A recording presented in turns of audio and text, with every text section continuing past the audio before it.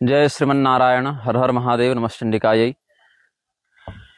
विगत कुछ दिनों से सोशल मीडिया पर एक वीडियो बड़ा वायरल चल रहा है। वायरल तो खैर कुछ भी हो जा रहा है देश में, और समाज अपने अपने अनुसार उस पर प्रतिक्रियाएं भी देता है। समस्या तब हो जाती है जब किसी धार्मिक विषय पर ऐसे लोग अनर्गल प्रलाप करते हैं जिनको सुनने वाले, मानने वाले हजारों लाखों लोग होते हैं। ऐसे ही प्रकरण के अंतर्गत अभी आर्य समाज का एक वीडियो, अब पता नहीं कौन सा व्यक्ति बोल रहा है, मैं उसका नाम तो नहीं जानता, लेकिन रंग ढंग मंच से तो कोई बड़ा ही आयोजन लग रहा है। उसमें मैंने देखा कि वह कर्मणा वर्ण व्यवस्था का समर्थन करने के चक्कर में हमारे ऋषियों को गाली देता फिर रहा है। अब आमतौर पर हालत यह है इन लोगों की कि एक और ये लोग वेद व्यास जी को, या मैं संघ की बात कर लूं, आरएसएस की बात करूं, या मैं और अन्य कुछ पॉलिटिकल मैनूवर्स की बात करूं, ये लोग करते क्या है। एक और ये लोग कहेंगे कि वाल्मीकि जी दलित थे। अच्छा, दलित शब्द शास्त्र में इन लोगों के बताए अर्थ के अनुसार प्रयुक्त है नहीं, लेकिन पहली बात ये लोग कहेंगे कि वाल्मीकि जी दलित थे, और देखो एक दलित के लड़के ने लिख दी रामायण, कितना बढ़िया काम किया। फिर कहेंगे देखो वेदव्यास जी मछुआरा के बच्चे थे, लेकिन मछुआरन के पुत्र होकर भी कितना ज्ञान लिख दिया। फिर इन्हीं का एक दल आकर ये कहेगा कि सारे फालतू काल्पनिक कथाएं ब्राह्मणों ने लिखकर भर दी और लोगों को मूर्ख बनाया, अपने पाखंड का बाजार फैलाया। अब यदि वाल्मीकि जी और वेदव्यास जी दलित थे और मछुआरे के बच्चे थे, तो इसका अर्थ है कि ब्राह्मणों ने पाखंड नहीं फैलाया। और अगर ये कथाएं काल्पनिक हैं तो इसका दोष ब्राह्मणों को नहीं दिया जाना चाहिए। अब अगर ये कथाएं वास्तव में श्रेष्ठ उपलब्धि के रूप में गिनी जा सकती हैं, तो उनके आधार पर ब्राह्मणों को गाली भी नहीं देना चाहिए, क्योंकि ये अच्छी बातें हैं। फिर तो कुल मिलाकर सनातन धर्म की व्याख्या करने का जो लोग दावा करते हैं, उन लोगों को यही नहीं पता है कि हमको कहना क्या है और हमको किस आधार पर टिके रहना है। ये वानर है, मरकट है, एक डाल से उस डाल से तीसरी डाल, ये दौड़ते रहेंगे। अभी कुछ दिन पूर्व, जैसा कि आप सब जानते हैं, स्वयं को ज्योतिष पीठाधीश्वर और पुरी पीठाधीश्वर का अत्यंत निकटवर्ती बताने वाला एक व्यक्ति पीएन मिश्र, उस व्यक्ति ने सत्यकाम जाबाल को नाजायज संतान बता दिया। अब संतान नाजायज हो इसका अर्थ क्या है कि माता चरित्रहीन है। और यह भी नहीं कहा उस व्यक्ति ने कि हम ऐसा कह रहे हैं, अपितु वेद में जिन महर्षि हारिद्रुमत गौतम का नाम है उनका नाम लगाकर कह दिया कि उन्होंने ऐसा कहा, जबकि श्रुति में और न उसके भाष्य आदि में कहीं पर ऐसा वर्णन प्राप्त होता है। अपितु वहां सर्वत्र जहां भी सत्यकाम जाबाल का प्रकरण है, वहां पर असंप्रज्ञात गोत्र बंधु प्रवर्ष कांड के अंतर्गत उनको हारिद्रुमत गौतम का अन्वय स्वीकार करते हुए, दीक्षान्वय स्वीकार करते हुए ब्राह्मण ही माना गया है। चाहे आप इस पर मेधातिथि जी का मत देख लीजिए मनुस्मृति के 10वें अध्याय की टीका में, चाहे आप आदि शंकराचार्य जी का मत देख लीजिए, चाहे धर्मकोशकार का असंप्रज्ञात बंधु गोत्र कांड देख लीजिए, गोत्र बंधु कांड देख लीजिए, संस्कार कांड के अंतर्गत कहीं भी आप देख लीजिए ऐसा, या उन आचार्यों के अनुशासन का अनुसरण करने वाले पंडित दीनानाथ जी, स्वामी कृपात्री जी या स्वामी माधवाचार्य जी, ये सब का आप स्मरण कर लीजिए। अब जो सत्यकाम जाबाल की माता का इस प्रकार से अवमानित चरित्र प्रस्तुत किया गया, होना क्या चाहिए था कि कम से कम जिनके संप्रदाय के बैनर तले ये काम हो रहा है उन आचार्यों को बोलना चाहिए था। आचार्यों ने नहीं बोला। बोले कौन? हम बोले। अब किसी भी मान्य शांकर पीठ के पीठाधिपति तो हम हैं नहीं, लेकिन कम से कम यदि आप हमको निग्रहाचार्य न भी माने, तो भी एक सनातनी हिंदू ब्राह्मण होने के नाते हमने उन ऋषियों के शास्त्रीय प्रारूप की व्याख्या भी की, प्रमाण भी दिए, और प्रमाण भी कोई अपने से लिखे ग्रंथों से नहीं दिए, आदि शंकराचार्य जी, मेधातिथि जी इत्यादि के ग्रंथों से ही सारे प्रमाण दिए। और अपेक्षा यह की, ये हमारी मूर्खता है कि हमने उम्मीद कर ली उन लोगों से जो लोग धर्म को अपने जीवन में दूसरे स्थान पर रखते हैं, उन लोगों से हमने उम्मीद कर ली। ये हमसे गलती हुई, इसके लिए हम सभी सनातनियों से क्षमा चाहते हैं कि हमने गलत लोगों से आशा कर ली।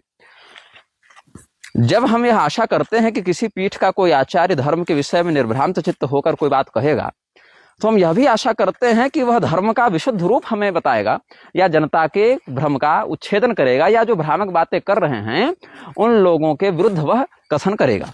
लेकिन यहाँ तो हाल उल्टा है ना। यहाँ तो अगर आप कोई धर्माचार्य से जो स्वयं को सनातन धर्म का सर्वोच्च धर्मगुरु बताने पर तुल जावें, उनसे भी अगर पूछो तो पहले वो मुकदमों की फाइल देखेंगे कि भैया अगर हम इसमें धर्म का पक्ष लेते हैं तो कहीं हमारा वकील हमको मुकदमे में हरा न दे। तो भैया अगर सत्यकाम की माता वेश्या सिद्ध होती है तो इससे हमें क्या, हम तो मुकदमा जीत कर अपनी गद्दी का उपभोग कर रहे हैं ना। ये हाल हो गई है। तो धर्म को बचाना बड़ा कठिन हो गया है धार्मिकों से। ऐसे धार्मिक जो अपने जीवन में धर्म को दूसरे स्थान पर रखते हैं जब बात आती है सिद्धांत की, और पहले स्थान पर रख लेते हैं जब बात आती है अनुदान की। यह समस्या है। अब आर्य समाज ने क्या किया है, यह दिखाने के चक्कर में कि हम महर्षि वेदव्यास जी को ब्राह्मणेतर मानते हैं, हम महर्षि वाल्मीकि को ब्राह्मणेतर मानते हैं, या हम महर्षि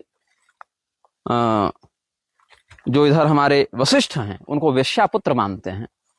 इस बात को दिखाने के चक्कर में लोगों ने एक भारी अपराध किया है जो कि दंडनीय है।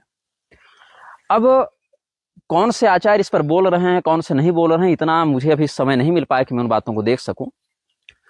लेकिन जहां तक उस वीडियो को हमने देखा है वहां पर कहा गया कि कोई मछुआरन के पुत्र हैं, तो कोई वेश्या के पुत्र हैं, कोई जो है सो नाजायज संतान हैं, कोई दासी पुत्र हैं। ये तमाम बातें उसमें कही गई हैं।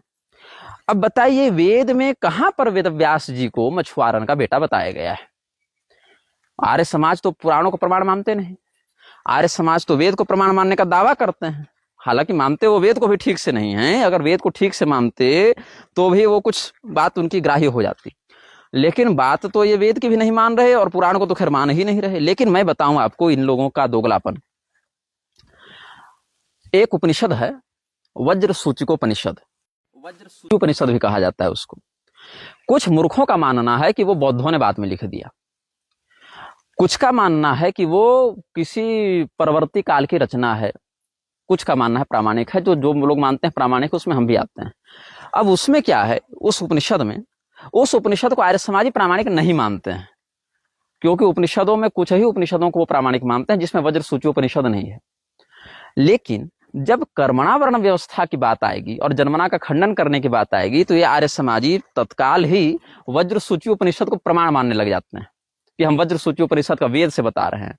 जबकि इनकी नालायकी देखो, ये तो कृष्ण यजुर्वेद को ही पूरा प्रमाण मानते हैं।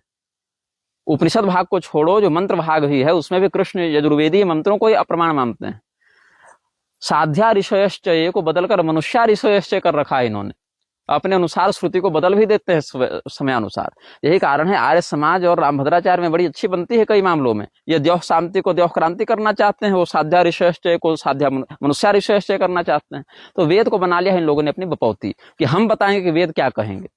वेद नहीं बताएंगे हमें क्या करना है, इनके अनुसार तो हम ही बताएं कि वेद को क्या करना चाहिए और समय अनुसार शास्त्रों को बदल देना चाहिए। बात भी कई लोग अपने अपने तरीके से कहते ही रहते हैं आजकल, सनातन धर्मावलंबी होने का ढोंग करते हुए। तो यह ध्यातव्य विषय है कि वज्र सूचिकोपनिषद का जो मूर्ख प्रयोग करके जन्मना वर्ण व्यवस्था का खंडन करना चाहते हैं। देखिए इस वीडियो में मैं बहुत अधिक प्रमाण आपको दूंगा नहीं, क्योंकि इन विषयों पर हम बड़े बड़े प्रमाण युक्त वीडियो बना चुके हैं। बस एक सारभूत आपको मैं, जिसको आज की भाषा में कहें रिमाइंडर, सचेतना, मैं आपको सचेत कर रहा हूं, सचेतक के रूप में मैं आपको ये वीडियो बता रहा हूं कि लोग कैसे किस बात को गलत संदर्भ से प्रस्तुत करते हैं और उसका दुष्परिणाम क्या होता है। आज आप मोदी जी की माँ को अगर इस प्रकार से चरित्रहीन कह दें, राहुल जी की माँ को चरित्रहीन कह दें, मैं बिल्कुल जी लगाकर कह रहा हूं, ये हाल है। मैं, ताकि आप ये ना कहें कि तुम अपमान कर रहे हो, मैं सोनिया जी की माँ को अगर आप चरित्रहीन कह दें तो इनका खून खौल जाएगा। छोड़ो, किसी पीठ के बैठे शंकराचार्य की माँ को अगर चरित्रहीन कह दें या किसी वकील की माँ को चरित्रहीन कह दें तो आप पर तमाम मुकदमे हो जाएंगे। लेकिन दुर्भाग्य सनातनियों का देखो कि ऋषियों की माँ को चरित्रहीन कहा जा रहा है, हमारे वशिष्ठ जी और सत्यकाम की माँ को चरित्रहीन कहा जा रहा है। लेकिन ये सत्यकाम जाबाल आदि श्रेष्ठ महर्षियों को, वशिष्ठ जी इत्यादि श्रेष्ठ महर्षियों को चरित्रवान या उनकी माता को चरित्रवती कहने के लिए सामने खड़े नहीं होंगे। ये हाल हो गया इन लोगों का। तो और क्यों? क्योंकि इनके पक्ष वाले ही ऐसा कहते चल रहे हैं। ये दुर्भाग्यपूर्ण स्थिति समीक्षणीय है, आप अपने अंदर इसको विचार करें। तो वज्र सूचिकोपनिषद से जन्मना वर्ण व्यवस्था का खंडन अगर होता है तो वहीं पर आप अगर उस उपनिषद का सम्यक अध्ययन करेंगे बंधु, तो आपको पता चलेगा कि कर्मणा का खंडन भी वहीं से होता है। अर्थात वज्र सूच्योपनिषद व्यवहार जगत में चातुवर्ण व्यवस्था का नियामक ग्रंथ है ही नहीं। पहली बात, वहां चारों वर्णों की चर्चा नहीं है, केवल ब्राह्मण शब्द की चर्चा है।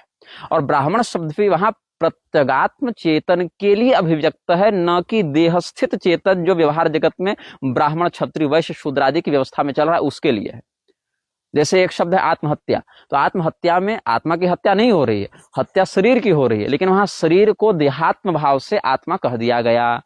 वैसे ही वहां ब्राह्मण शब्द जो आया है वो प्रत्यगात्म चेतन के लिए, जो अखंडोपाधि चेतन है। अखंडोपाधि मतलब जो लक्षण निरपेक्ष तत्व हो, लक्षण निरपेक्ष तत्व जो है वह चेतन वहां पर अभिव्यक्त किया गया। इसीलिए कहा गया कि जन्म से तुम ब्राह्मण नहीं मान सकते हो, कर्म से ब्राह्मण नहीं मान सकते हो, अलग अलग वहां सबका खंडन किया है।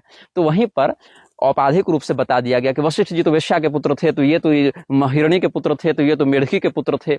अब बताओ, आर्य समाज ने वेश्या पुत्र वशिष्ठ कह दिया कि वेश्या का पुत्र होकर वो जो है सो बन गए। अगर दयानंद को कोई वेश्या पुत्र कहते तो आर्य समाज की क्या प्रतिक्रिया रहेगी? तब आर्य समाज बिलबिला जाएगा। लेकिन वशिष्ठ जी का वेश्या पुत्र होना इसके लिए गौरव का विषय हो जाता है। अर्थात किस वेद में लिखा है वशिष्ठ जी वेश्या पुत्र थे? भाई, हमें आज तक जितने भी श्रुति का बोध हुआ या जहां तक हमने वेदज्ञों का अनुसरण किया, वहां तो ऐसी बात नहीं मिली। अगर केवल वज्र सूच्योपनिषद का तुम वज्र सूचिकोपनिषद का तुम उदाहरण देते हो, तो आर्य समाज ने और कहां कहां वज्र सूची को प्रमाण माना है या दयानंद ने कहा प्रमाण माना, इसका कोई उल्लेख नहीं मिलता तुम्हारे यहाँ। अब देखो, अब आते हैं बात पुराणों की। अब जहां पर पुराणों में मेढक से किसी के जन्म का या विभांडक इत्यादि में देखो तो हिरणी से जो ऋषिशृंग का जन्म हुआ उसका आप चिंतन करेंगे, तो वहां भी आप आर्य समाज के इस छल को पहचान लेंगे कि वशिष्ठ जी तक जाकर ये रुक जाते हैं, उसी प्रकरण के आगे ऋषियों का नाम नहीं लेते। नहीं तो इनको सफाई देनी पड़ेगी कि मेढकी से बच्चा कैसे हो गया, हिरणी से बच्चा कैसे हो गया, अरणी से बच्चा कैसे हो गया। जो त्रिअग्नि प्रकरण है, पुरूरवा की जो संतान हुई अरणी से हुई है, उर्वशी ने अरणी इत्यादि दिया है वहां पर। तो वहां पर यह चिंतनीय है कि अपना आधा ले लो अर्धकुकुटी और आधा छोड़ दो, इस प्रकार का छल ये लोग करते हैं। और ये छल न केवल आर्य समाजियों में अपितु उनका संक्रमण अब पारंपरिक सनातनियों में भी व्याप्त होता जा रहा है। तो अब ये देखिए आप, किंदम मुनि का प्रकरण आप देखेंगे महाभारत में, तो किंदम मुनि क्या कर रहे थे, हिरण बनकर ही अपने रति धर्म का निर्वहन कर रहे थे। जब महाराज पांडु ने उन पर बाण चलाया था और महाराज पांडु को उन्होंने शाप दिया था कि तुम जब भी स्त्री के प्रति अनुगमन का विचार करोगे तो तुम्हारी मृत्यु हो जाएगी। फलतः देवताओं से वरदान के रूप में उनको पुत्रों की प्राप्ति करनी पड़ी थी मंत्र बल से। वो अपने शारीरिक मैथुन से वो संतानोत्पत्ति में अक्षम हो गए थे किंदम के शाप से। तो किंदम मुनि जिस प्रकार से योग बली होकर इच्छानुसार रूप परिवर्तन करने में समर्थ होकर उस प्रकार से रति धर्म में लगे हुए थे, वैसे ही किसी विशिष्ट गुण से युक्त प्राणी विशेष जो हिरण के रूप में थे या जो मंडूक मेढक आदि के रूप में थे, उनके माध्यम से सृष्टि हुई। सृष्टि के 3 प्रकार प्रधानता से हैं, मानसी, मांत्रिकी और मैथुनी। ये त्रिविध प्रकार की सृष्टि सामान्यतया शास्त्र में वर्णित है। तो भविष्य पुराण में भी ये प्रकरण आता है। तो आर्य समाज कब से भविष्य पुराण को प्रमाण मानने लगा? हाल तो ये है मूर्खों का कि जो स्वयं को पारंपरिक सनातनी बताते हैं, ऐसे लोग भी भविष्य पुराण को प्रमाण मानना नहीं चाहते। इसके पीछे भी 2 बड़े दोगले तर्क हैं इनके। कैसे हम बता रहे हैं आपको। पहला यह है कि वो कहते हैं कि भविष्य पुराण में बहुत से अर्वाचीन लोगों का नाम है, इसीलिए यह संभावना है कि कालांतर में अंग्रेजों ने या मुगलों ने उसको जोड़ दिया, इसीलिए हम उसको प्रमाण नहीं मान सकते। दूसरी बात यह है कि भाई ये भविष्य पुराण में जो समय काल दिया हुआ है इन राजाओं का या इन युद्धों का या इन घटनाओं का, वो आधुनिक इतिहासकारों के मान से 100-200 साल तक अंतर में चला जाता है, वो फिट नहीं बैठता। तो अरे नालायकों, अगर तुम ये मानते हो कि भविष्य पुराण प्रक्षिप्त है और मुगल या अंग्रेजों ने उसमें मिलावट कर दी, तो उस स्थिति में क्या वो इतने बड़े मूर्ख थे मिलावटी कि वहां पर कालक्रम का ध्यान नहीं रखते? जानबूझ के 100-150 साल का अंतराल छोड़ते जाते ताकि तुम उनके छल और कपट को पकड़ लो। कोई मिलावट करने वाला इतना बड़ा लूप होल छोड़ता है क्या कि हम जानबूझ के पहली शताब्दी की घटना को चौथी शताब्दी में दिखा दें या चौथी की पहली में दिखा दें, मान लीजिए, ताकि हमारी गलती जल्दी पकड़ ले? इतने मूर्ख थे मिलावट करने वाले। और सुनो, जो लोग भविष्य पुराण को मिलावटी मानते हैं, प्रतिसर्ग पर्व की बात करूं उसमें, वो भी अपने अपने संप्रदाय वाला छोड़कर बाकी को मिलावटी मानते हैं। जैसे भविष्य पुराण को मिलावटी मानने वाले शंकर, जहां शंकराचार्य जी की भविष्यवाणी उसको छोड़कर बाकी को मिलावटी मानेंगे। रामानंद संप्रदाय वाले रामानंदाचार्य जी की जहां भविष्यवाणी उसको छोड़कर बाकी को मिलावटी मानेंगे। मध्वाचार्य जी वाले जहां मध्वाचार्य जी की भविष्यवाणी उसको छोड़कर बाकी को मिलावटी मानेंगे। तो मतलब मिलावटी में भी हमारा वाला सही है, बाकी ने मिलावट कर दी। तो मतलब ऐसा हुआ कि केवल भविष्य पुराण के प्रतिसर्ग पर्व में शंकराचार्य जी की या रामानंदाचार्य जी की या रामानुजाचार्य जी की या मध्वाचार्य जी की भविष्यवाणी थी, और उसके अलावा बाकी जो है आगे पीछे के अध्यायों को इन्होंने जोड़ दिया। और क्या गड़बड़ जोड़ा है कि कालक्रम का भी ध्यान नहीं रखा ताकि तुम उनकी मिलावट पकड़ लो, और ये तुमने पकड़ा। तुमसे पहले के जब मिलावट हो रही थी उस समय के विद्वानों ने नहीं पकड़ा। गजब तर्क है तुम्हारा। बात सीधी सीधी ऐसी, भविष्य पुराण अभी के कल्प का वर्णन करता ही नहीं है। भविष्य पुराण अघोर कल्प का वर्णन करता है। जैसे ब्रह्मवैवर्त पुराण अभी का वर्णन नहीं करता, ब्रह्मवैवर्त पुराण रथंतर कल्प का वर्णन करता है। जैसे लिंग पुराण ईशान कल्प का वर्णन करता है, जैसे देवी भागवत सारस्वत कल्प का वर्णन करता है, वैसे ही जैसे विष्णु पुराण वराह कल्प का वर्णन करता है, वैसे ही जो भविष्य पुराण है वो अघोर कल्प का वर्णन करता है। और कल्प भेद के कारण कुछ घटनाओं का नहीं घटित होना या विपरीत प्रकार से घटित होना या कुछ कालक्रम में 100-200 साल का अंतर पड़ जाना बहुत सामान्य बात होती है। ये मत कहो कि एक और भविष्य पुराण मिलावटी है, लेकिन हमारे गुरु जी की वाली भविष्यवाणी संप्रदाय वाली बिल्कुल प्रामाणिक है, और जो मिलावटी वो कालक्रम लोग सेट नहीं कर पाए। तो यदि वो कोई मिलावट करने बैठा था तो मिलावट तो ऐसी करनी चाहिए ना कि लोग उसकी मिलावट ना पकड़ पावे, और मिलावट पकड़ी तुमने। जब मिलावट हो रही थी तब विद्वानों ने नहीं पकड़ा। गजब तर्क देते हो। तो भविष्य पुराण को तो आर्य समाज प्रमाण नहीं मानता। तो भविष्य पुराण में जिन बातों का वर्णन है उन बातों का आश्रय लेकर ये वशिष्ठ जी को वेश्यापुत्र कैसे कह सकते हैं? और सुनो, वेश्या शब्द का अर्थ क्या होता है? एक अर्थ तो है चरित्रहीन स्त्री के रूप में वेश्या शब्द का वर्णन मिलता है कि 4 से अधिक पुरुषों से जिसने रमण किया हो उसको वेश्या की संज्ञा शास्त्र में दी गई है। किंतु वेश्या का एक अर्थ पण्यवधू भी होता है। पण्यवधू उसको कहा जाता है जो वेश्या के भी कई प्रकार होते हैं। तंत्र शास्त्र में भिन्न अर्थ है जिस पर हम एक अलग वीडियो बना चुके हैं। लेकिन अगर हम देह व्यापार के दृष्टिकोण से भी देखें तो वेश्या शब्द का अर्थ होता है वेशेन पण्येन वा जीवते इति वेश्या, वेशेन याति इति वा वेश्या। इस प्रकार से अर्थ करते हैं विद्वान, अपने रूप का, अपने सौंदर्य का व्यापार करते हुए जो जीवन यापन करे उस स्त्री को वेश्या कहा गया है। और सुन लो, शास्त्रों में वेश्या शब्द का पर्याय अप्सरा को भी बताया गया। आप दत्त पुराण में वासुदेवानंद जी का देखें, आप वासुदेवानंद स्वामी जी ने क्या लिखा है, समुद्र मंथन में वेश्याएं प्रकट हुई हैं। तो वेश्या का अर्थ वहां स्वर वेश्या, स्वर वेश्या कहते हैं। स्वर वेश्या शब्द बहुत प्रसिद्ध है अप्सराओं के लिए। स्वर्ग की वेश्या मतलब वहां पर वेश्या शब्द के बाद भी उनको पूजनीय माना गया है। सर्वतोभद्र मंडल में उन्हीं अप्सर गंधर्वाप्सरोभ्यो नमः कह के अगर प्रतिष्ठा नहीं करेंगे सर्वतोभद्र में तो पूजन पूरा नहीं होगा।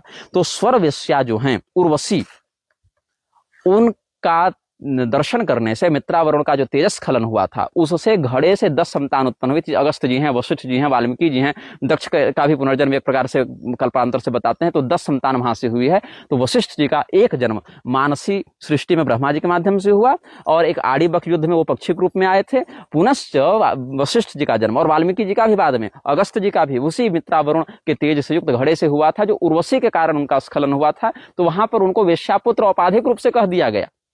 ये बात वहां पर है। अब रही बात वेदव्यास जी की, तो उस पर हम एक वीडियो बना चुके हैं कि वेदव्यास जी को मछुआरन के बेटे नहीं थे, वो सत्यवती मछुआरी नहीं थी। चेदी राज उपरिचर वसु के वीर्य को अद्रिका अप्सरा ने मत्स्य रूप से ग्रहण किया था, उससे वो बेटी हुई थी। मछुआरों ने केवल लालन पालन किया था। वो सत्यवती भी पिछले जन्म में अमावसु पितर की पुत्री अच्छोदा थी, जिसको ताप था कि कुमारी अवस्था कानीनावस्था में एक पुत्र को जन्म दोगी। और पराशर जी ने उनसे विवाह भी किया था, ऐसा महाभारत में ही वर्णन है। महर्षिणाम वच सत्यम पुराणे भी मया श्रुतम, ऐसा जहां पर वशिष्ठ जी ने साक्षी रूप से वहां पर विवाह संपादित करवाया है। आदि पर्व में ही देख लो महाभारत का। इन सभी बातों का प्रमाण हम दे चुके हैं। वाल्मीकि जी के 6 जन्मों की बात हम बता चुके हैं। वो कोई शूद्र नहीं थे, वो ब्राह्मण थे जन्म के दृष्टिकोण से। अग्नि शर्मा इत्यादि उनके नाम थे।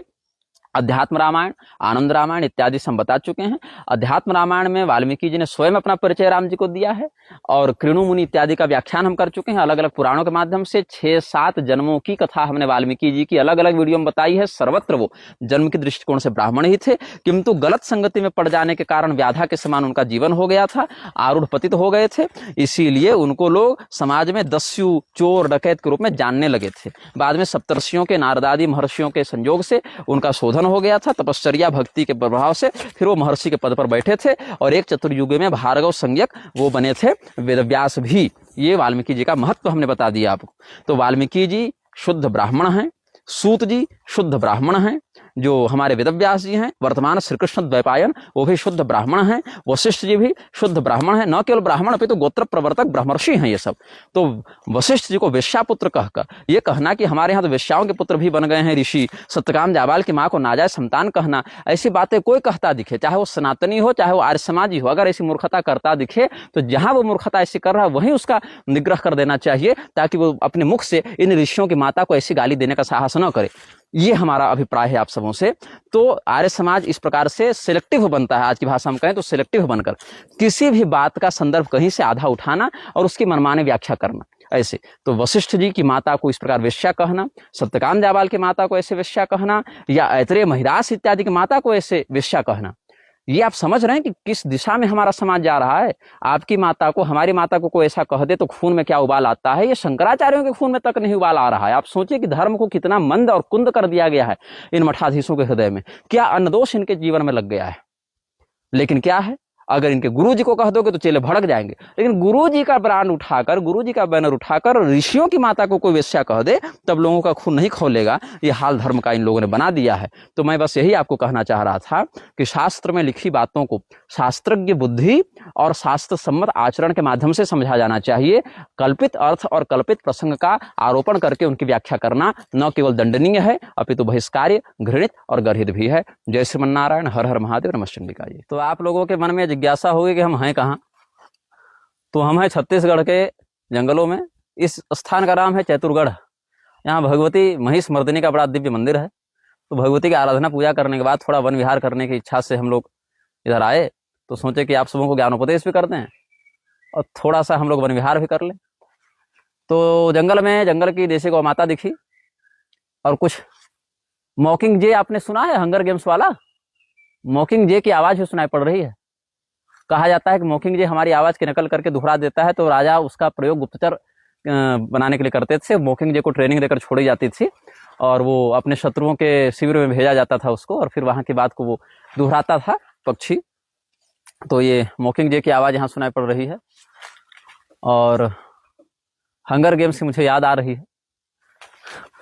विभत्स चलचित्र है, मत देखिएगा, मैं तो कुछ भी देख देता हूँ समय बिताने के लिए। कई बार कुछ अतिरिक्त ज्ञान भी मिल जाता है। आधुनिक समाज को शिक्षा देने के लिए आधुनिक समाज के दृष्टिकोण से सोचना भी आवश्यक है। तो अभी वर्तमान में हमारे पास यहाँ थोड़ा सिग्नल का भी अभाव है और थोड़ा मन भी हमको वीडियो बनाने का ज़्यादा नहीं था, लेकिन फिर भी ऋषियों के माता को लेकर जिस प्रकार की अभद्र शब्दावली का प्रयोग दुर्जन लोग कर रहे हैं, हमने सोचा कि थोड़ा सा उस विषय में आप सबों को शास्त्रानुकूल बातों का उपदेश कर दिया जाए। तो फिर रहेगा आगे किसी विषय में हमारा संवाद आपसे।